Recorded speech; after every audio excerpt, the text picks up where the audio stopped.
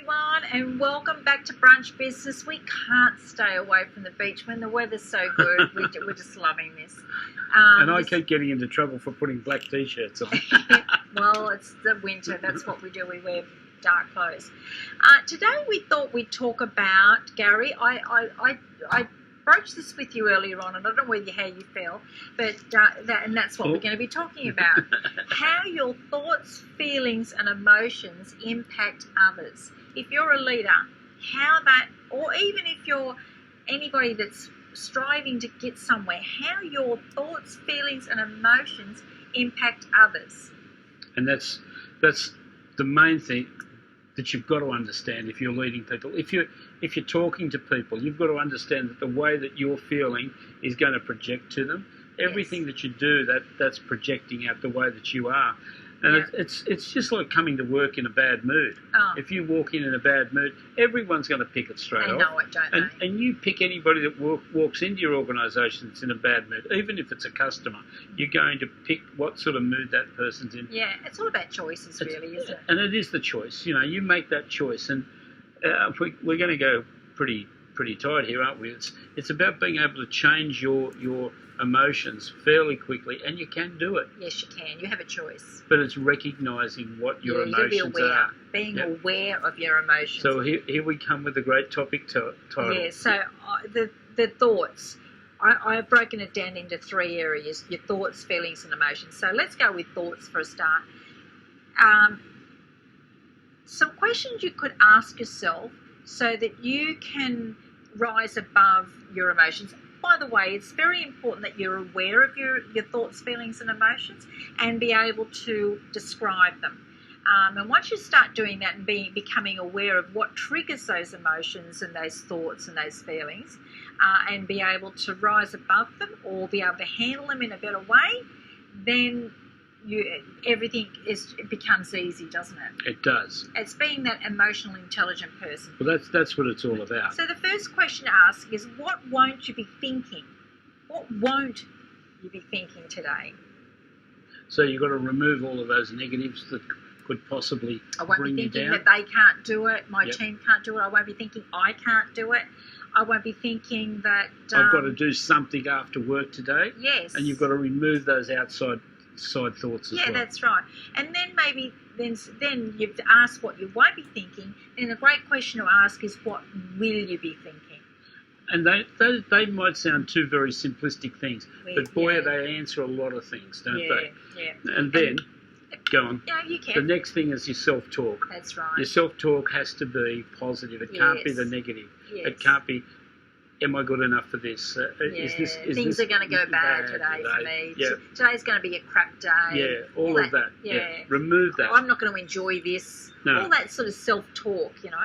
I've got this is more to the point of what you want to have. Yeah, I can do this. We're going to get this done today. Yeah. I'm going to get the guys all together with me, and we're all going to work on this. And it's just right, because at that point, then you can share those thoughts with your people or the people around you. Yeah, you're starting to get it there, so you're going to drive yourself.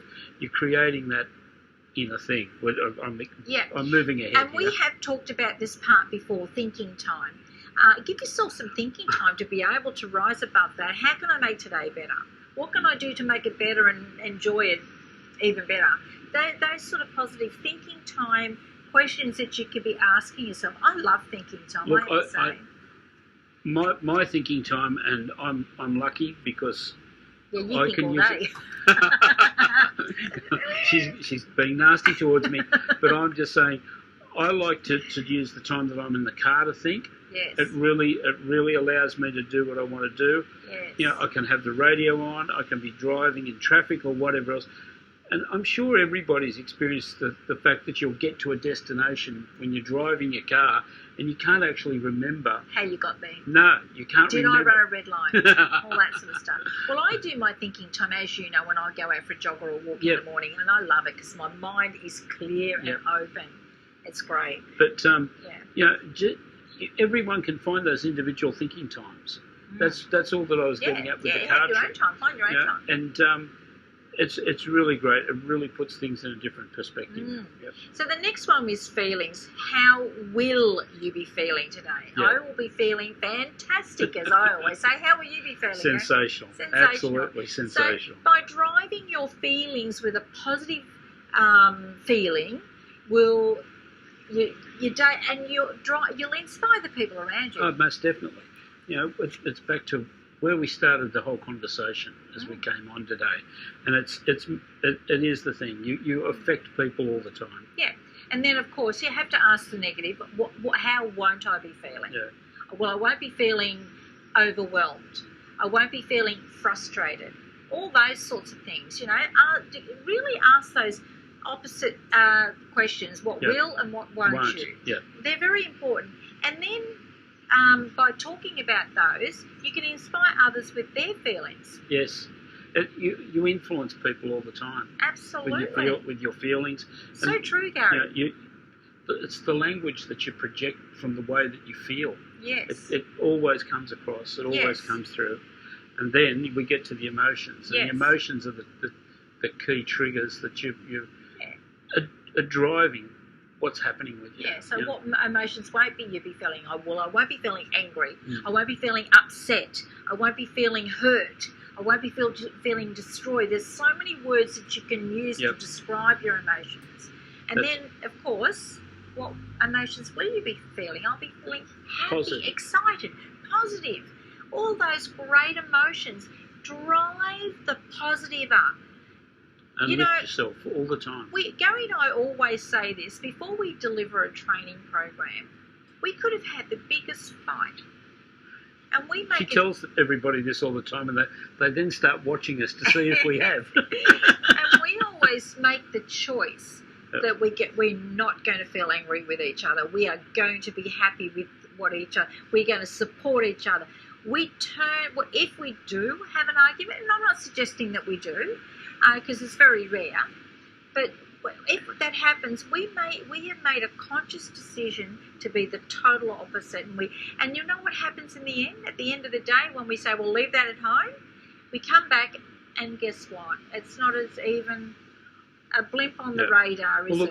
It doesn't seem as bad as what Nothing does, but time is a great healer. I can't even remember the last time we've had an argument before we've had a session with anybody. But the other thing that I guess that I'd like to reveal about that is that both of us have our own methodology of checking ourselves and making sure our emotions are right, and actually questioning ourselves about what it is that's happening and what it is that we've done. You know, it's actually, that's the important thing that we do. It's setting your state of mind. Exactly. It's making sure that those emotions are in the right place at the right time. And once you've overcome that, and once you know how to bring your emotions into check, how will you support others with their emotions? What's some of the things that you can do? How can you show them and support them through their emotions to get them out of the doldrums, say for instance, or get them out of overwhelm or frustration or whatever? But just for yourself, I think the most important thing that we can tell you is that no matter how you're feeling, you can change it as just quickly like as that. And all you have to do is really ask yourself is, why am I feeling this way? Is that not? Yes. And once you identify that, you can then go back through and have a really good examination and ask the questions again. We're getting why deeper am I thinking this? We're getting deeper and deeper into emotional intelligence here, which is absolutely amazing. I love that the conversation around that.